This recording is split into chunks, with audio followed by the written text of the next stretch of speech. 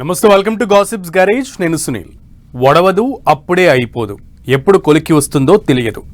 AP liquor scam case ట్విస్టులు టర్నులతో హీటెక్కిస్తోంది.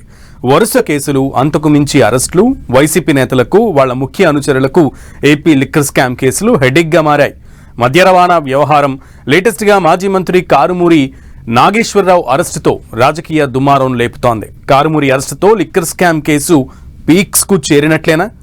మద్య కుంభకోణం కేసులో వాట్ నెక్స్ట్? లిక్కర్ ట్రాన్స్పోర్ట్ స్కామ్లో ఇంకెవరెవరి హస్తం ఉన్నట్లు దర్యాప్తు సంస్థలు ఇప్పటి వరకు తేల్చిందేంటి?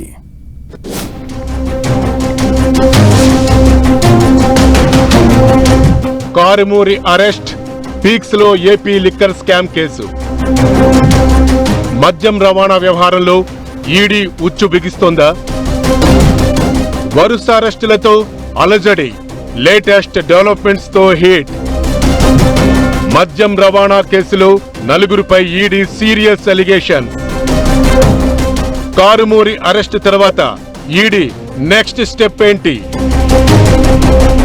ఏపీ మద్యం స్కామ్ కేసే పెద్ద సంచలనం అంటే అంతకు మించి అన్నట్లుగా మద్యం బాటిల రవాణాలోనూ పెద్ద కుంభకోణం జరిగిందన్న మాట పెనుదుమారం లేపుతోంది.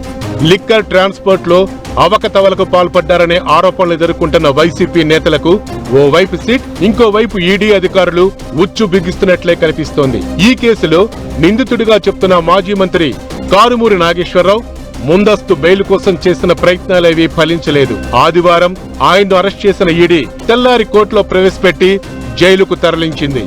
ఈ ఏడాది జూన్ 18న కారుమూరి నాగేశ్వరరావు కొడుకు సునీల్ ను ఈడీ అరెస్ట్ చేసింది.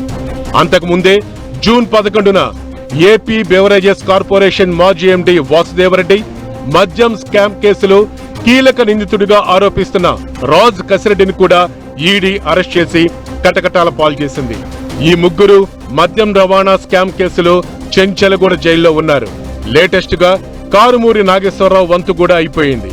లిక్కర్ ట్రాన్స్పోర్ట్ లావాదేవీల వ్యవహారంలో 37 కోట్ల రూపాయల ఆస్తులను ఈడీ జప్తు చేసింది. జిల్లాలు, ప్రాంతాల వారీగా మద్యం సరఫరా కాంట్రాక్టు దక్కించుకొని పెద్ద ఎత్తున దోపిడీ చేశారు అనేది మెయిన్ అలిగేషన్. జగన్ సలహాదారుగా పనిచేసిన Raj Kasireddy Sigma Supply Chain Solutions పేరుతో ఓ సంస్థను ఏర్పాటు చేసి దానికి కాంట్రాక్ట్ దక్కేలా నిబంధనలు మార్చినట్లు ఆరోపణలున్నాయి. మద్యం రవాణా ద్వారా వచ్చిన ఆదాయంలో 96% నిధుల నుంచి కారుమూరి నాగేశ్వరరావు కుటుంబానికి చెందినదని చెప్తున్న శ్రీ సుదర్శన్ కన్స్ట్రక్షన్ ఖాతాలోకి 68 కోట్లు వెళ్లినట్లు అనుమానిస్తున్నారు. మాజీ మంత్రికి నగదు బ్యాంకు ఖాతాల ద్వారా 15 కోట్లు, ఆయన కోడలు కీర్తి బ్యాంకు ఖాతాల్లోకి 9.5 కోట్లు, కుమారుడు సునీల్ ఖాతాలో కూడా నిధులు చేరినట్లు ఈడీ దర్యాప్తులో తేలినట్లు ప్రచారం నడుస్తోంది. ఈ నేపథ్యంలో కారుమూరి కుటుంబంతో పాటు ఈ కేసులో అభియోగాలు ఫేస్ చేస్తున్న పలువురు వైసీపీ నేతలు, వారి ముఖ్య అనుచరులకు ఈడీ కేసులు సవాల్గా మారాయట.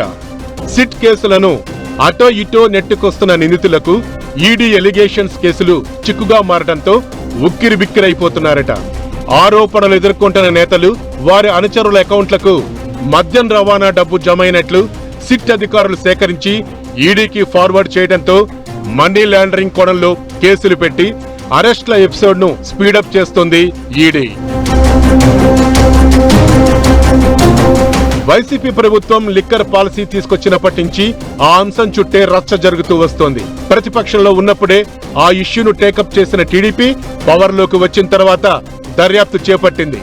సిట్ ను ఏర్పాటు చేసి విచారణలు, అరెస్టులతో హీట్లు పెంచేసింది. ఈ కేసులో ఎప్పుడైతే ఈడీ ఎంట్రీ ఇచ్చిందో అప్పటి నుంచి మరో టన్ను తీసుకుంది లిక్కర్ స్కామ్ వ్యవహారం. ఇప్పటి వరకు అధికారులు, సూత్రధారులు అంటూ పలువురిని అరెస్ట్ చేశారు సిట్ అధికారులు. కానీ ఇప్పుడు ఏకంగా ఈడీ గత ప్రభుత్వంలో మంత్రిగా పనిచేసిన కారుమూరి నాగేశ్వరరావు, గతంలో ఆయన కొడుకును అరెస్ట్ చేయడం, ఇప్పటికే ఆయన కుటుంబ సభ్యుల ఆస్తులు సీజ్ చేయడంతో పొలిటికల్ హీట్ పెరుగుతోంది. అయితే ఇది రాజకీయంగా కక్ష సాధింపు చర్య అంటున్నారు కారుమూరి. తమను రాజకీయంగా ఎదుర్కోలేక కేసులతో ఇబ్బంది పెట్టే ప్రయత్నం చేస్తున్నారని చెప్తున్నారు వైసీపీ నేతలు. కూటమి ప్రభుత్వ అరాచకాలకు ఇది పరాకాష్ట అని ఆరోపిస్తున్నారు.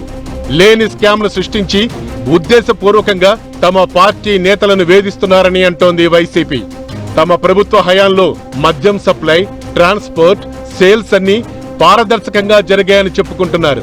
వైసీపీ లీడర్ల వాదన ఎలా ఉన్నా దర్యాప్తు సంస్థలు చేస్తున్న అలిగేషన్స్, అరెస్టులతో నిందితులుగా ఆరోపించబడుతున్న మిగతా నేతల్లో వణుకు మొదలైందన్న టాక్ వినిపిస్తోంది. లిక్కర్ ట్రాన్స్పోర్ట్ స్కామ్, ఈడీ కేసుల నుంచి సేఫ్ గా బయటపడేందుకు అన్ని దారులు వెతుక్కుంటున్నారట వైసీపీ నేతలు. ఈ కేసులు ఇంకెన్ని మలుపులు తిరుగుతుందో, ఎవరెవరి మెడకు ఉచ్చు బిగుసుకోబోతుందో చూడాలి మరి.